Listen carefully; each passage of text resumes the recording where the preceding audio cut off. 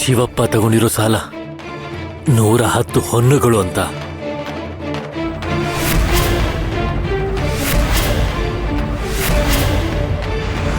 ಶಿವಪ್ಪ ಯಜಮಾನ್ರಿಗೆ 110 ಹೊನ್ನುಗಳನ್ನ ಕೊಡಬೇಕು.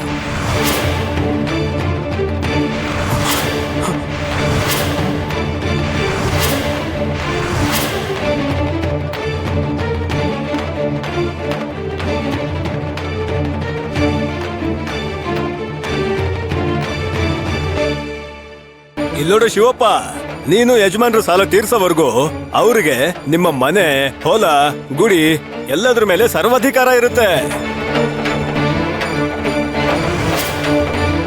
ನಿಜಾನೇ, ಯಜಮಾನ್ರಿಗೆ ಎಲ್ಲ ಅಧಿಕಾರ ಇದೆ. ಅವ್ರ ಆರೋಪಿ ಅಲ್ಲ ಅನ್ನೋದು ಸಾಬೀತಾಯ್ತು. ಅವ್ರ ಮೇಲೆ ಬಂದಿರೋ ಆರೋಪಗಳೆಲ್ಲ ಸುಳ್ಳು ಅಂತ ಜನರ ಮುಂದೆ ಸ್ಪಷ್ಟವಾಗಿದೆ. ಈ ವಿಷಯನ ಎಲ್ರೂ ನೆನಪಿಟ್ಕೋಬೇಕು.